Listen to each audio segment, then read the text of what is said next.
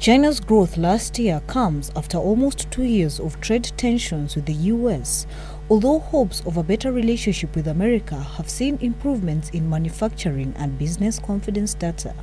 The country has faced weak domestic demand and the impact of the bitter trade war with the US. In response to the lower growth rate, Beijing is now widely expected to roll out yet more stimulus measures. Historically, China has seen much stronger economic expansion, with the first decade of the 21st century seeing double-digit percentage growth. The country's banks have also been encouraged to lend more, especially to small firms. New loans in the local currency hit a record high of $2.44 trillion last year. Meanwhile, over the past few weeks, protesters across India have taken to oppose a new citizenship law that they say discriminates against Muslims.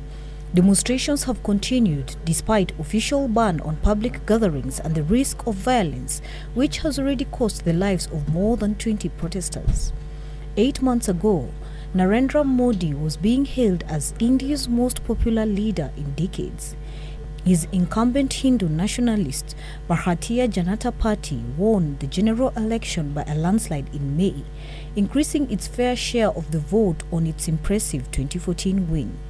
Now he is facing the biggest challenge yet to his political supremacy. Modi's resounding victory in 2014 came on the back of grand plans for the economy.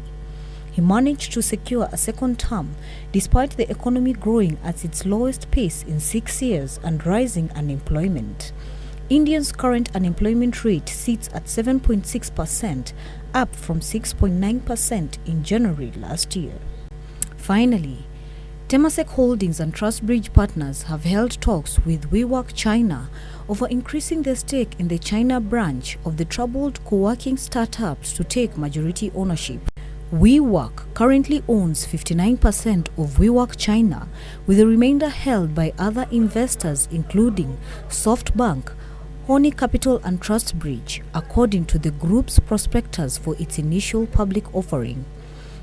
The proposal was submitted to WeWork's major stakeholder, Japanese technology conglomerate SoftBank Group, at the end of last year.